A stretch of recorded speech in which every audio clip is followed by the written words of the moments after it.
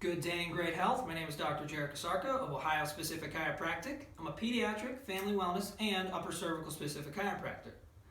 Today on this video, I'm going to continue down the path of challenging the status quo when it comes to the topic of immunity. I guess you could say this is part 2 of a two-part video series on challenging 10 preconceived notions or ideas of how our immune system works and functions. So we'll continue with statement number 6. Microbes are entities that are caught. This is false. You see, microbes, or microscopic organisms, such as bacteria, viruses, parasites, fungi, they are here with us all the time, no matter what. In fact, they've been here long before us. The way things are going, they might be here long after us. Actually, in fact, about 50% of the cells that make up you and me are not our cells at all, but are cells made up of different microbes, different viruses, bacteria, parasites, fungi that live not only on us, but in us. All these different microbes that live with us are make up what is called the microbiome. This microbiome is a collection of microbes that live in a symbiotic relationship with us and actually help promote a lot of the functions of our body, such as our digestion and our immunity. So this idea that all microbes are sort of lurking around the corner and ready and willing to strike and attack us is kind of a false notion and a false idea. Statement number 7. A vaccinated society equals a healthy society. With a statement, this is false. With a statement like this, we again have to take a step back and we have to start asking ourselves some big picture questions. You know, again, what is health? What makes a healthy society? What makes, what is our definition of public health? Well, often one of the benchmarks that is used to determine public health and the health of society is a topic of infant mortality rate. Often the lower the infant mortality rate, that equates with a healthy overall society.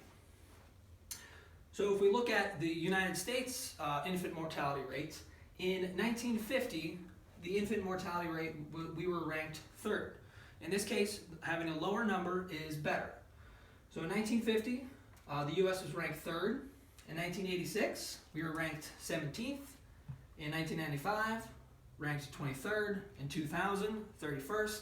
And in 2017, ranked 55th. So there's been this huge uptick and this huge skyrocketing in infant mortality rates. So how does this correlate to vaccines?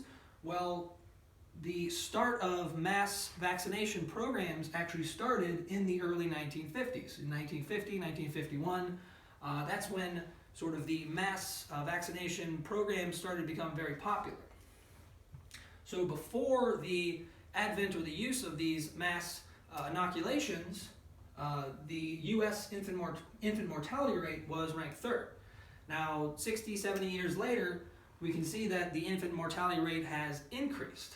So you really can't necessarily make a causative link saying that more vaccines equal an unhealthy or a healthy society, but you can definitely make a correlation or a link to that correlative link that just because there's an increase in vaccines doesn't necessarily mean there's going to be an increase in health, because the infant mortality rate actually shows the complete opposite.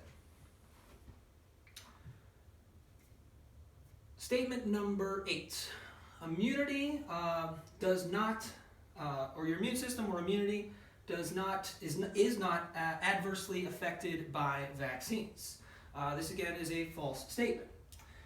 How could this be a false statement? Well, in actuality, there has been no randomized, double-blind, placebo studies have ever been done on this statement. So in order to prove that a vaccine is in fact safe and has no adverse effects, a randomized, double-blind, placebo study would need to be done. That's because this randomized, double-blind, placebo study is the scientific gold standard within the scientific community, especially when researching different prescription drugs and different therapeutics. all other drugs and surgeries sort of have to fall within this realm of the randomized double-blind placebo studies, but vaccines do not have to follow this guideline. Statement number 9.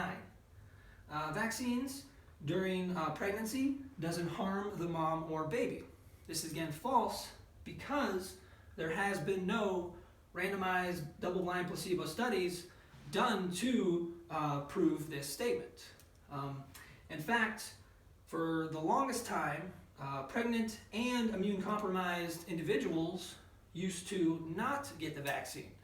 So it makes you kind of question, why now are pregnant women being exposed or getting the vaccine when there has been no double-blind placebo study to prove that they, in fact, don't cause any harm.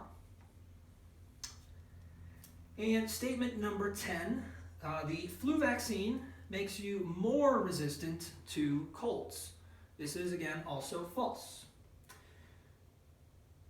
There has been studies that have shown that when you receive the inoculation from the flu, it actually increases your possibility or your probability of getting the flu and or different colds or similar like viruses.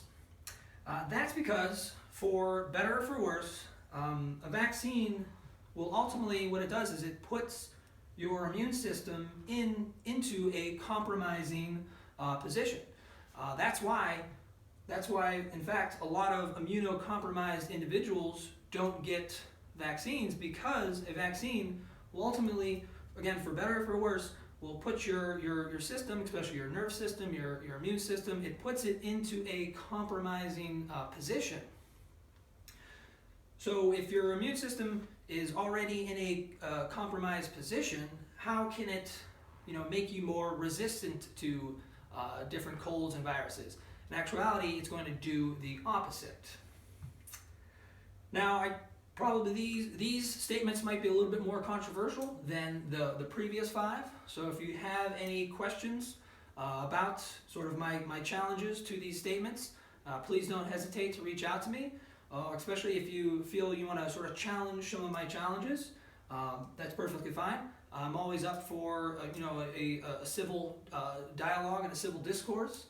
So please reach out to me onto my website at ohiospecific.com. Thank you very much.